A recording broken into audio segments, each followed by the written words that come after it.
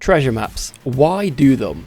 While being stuck in the gear grind loop and banging my head against the Savage Party Finder, it's easy to lose sight of what it means to have fun in a computer game. To me, treasure maps, something I'd ignored for many years, reminded me how much fun games can be. The level 90 maps and the subsequent dungeon Excitatron 6000 are an absolute blast. The aesthetic, the music, the RNG on the door opening, and my favourite aspect, the Gambler's Law mechanic, accumulate to create a fantastic experience.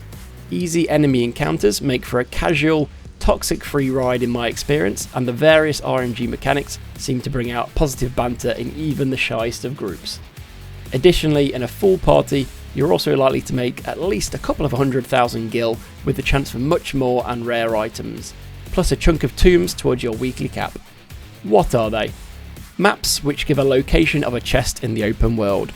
Opening the chest gives the chance of opening a portal which whisks the players into an instance dungeon, providing players with a chance to get a range of rewards. 50/50 door selections give you the chance to move through further levels of the dungeon, and each level has an RNG chance to trigger a Price is Right style lower or higher card game to gamble for even more loot. How do they work? Step 1. Unlock via the level 36 quest Treasures and Tribulations in Eastern Lenosha, which gives you the dig and decipher general actions which you'll need to use. Step 2. Acquire the treasure maps. Time-worn treasure maps can be acquired via gathering classes from level 40 onwards, and as of today there are 14 map grades acquired at different levels up to the current time-worn Sageskin and Cumberskin maps. Level 90 maps require a level 90 gatherer. Note that only the Cumberskin maps provide access to the latest dungeon Excitatron 6000. For non-gatherers, time-worn maps can easily be acquired via the market board for a reasonable price, or also via your Wondrous Tales book. You can hold up to 3 maps at a time. Maps are unique items, but you can hold 3 at a time by deciphering a first, putting a second in your Chocobo saddlebag, and a third in your main inventory. Step 3. Group up. Older treasure maps may be able to be done solo, but level 90 ENDWALKER maps should be tackled as a group. Though a full 8-person party is not required, I finished Dungeon fine with a party of 3, 1 healer, 1 tank and 1 DPS. But usually more people means more maps, so to do it with a full party is more desirable and more profitable. Step 4, let's go. Party Finder groups normally expect each player to bring 2 to 3 maps each, so your average full Party Finder will do 16 to 24 maps, done one at a time. Set aside approximately 2 hours. If you plan to leave early, then I'd suggest doing your maps near the start, as you shouldn't just utilise other people's maps then leave. Locate your deciphered map. It can be fun to find them, but if feeling under pressure in a group, then I'll link to a great website which lists all the locations in the video description. Hit dig after you deciphered your map at any time, which will bring up its location, and press it again to launch the map of the zone it is in. On PC, hit Ctrl and right click on the map to drop a flag approximately where it is. Usually a group will do all maps they currently have for one location before moving to the next. When it's your turn, type /P, flag in brackets in the chat.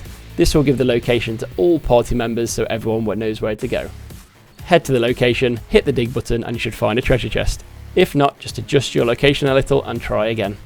Note, when it's your map, only you can open the chests, portals and activate the doors and Gambler's Law in the dungeons. It's all very straightforward though. Open the chest and kill the mobs. Fingers crossed RNG is on your side and a portal opens. Click on the portal, get ready for fun. Each level/chamber will have enemies to kill, then you open the chest, then you pick the left or right door to try and proceed. Upon opening the chest, Gambler's Law may trigger. This is a simple higher or lower card game. Count the symbols on the left card and decide whether to gamble for more loot by predicting higher or lower for the card on the right. Party Finder generally plays it quite safe and will take the loot on a 5 or 6, but down to you as the person whose map this particular dungeon was. After this, choose the left or right door. One will allow the group to proceed to the next level and one will kick you out the dungeon. Occasionally when you pick the wrong door you'll be saved and still allowed to continue, but this doesn't happen very often. In the level 90 dungeon there are 5 levels or hyper chambers to get through, with increasing loot throughout. Loot. Tombstones of Aphorism or Astronomy. Gil, ranging from 3k for a map without a portal to 500,000 plus on a super rare run to the final chamber with Gambler's Law activating. Materia, clusters, rare materials, pixie wings, which are currently going for 800,000 on my server and are actually obtainable from the original treasure chest opened prior to going into the dungeon as well. the Archangel wings, and also a rare minion, both also going for over 500,000 plus. During an average full party run of 16 maps, I tend to earn at least 300,000 gil, 150 Astronomy tombs, and another 100,000 in materia and items to be sold on the market board. All done. Like and subscribe to complete the duty.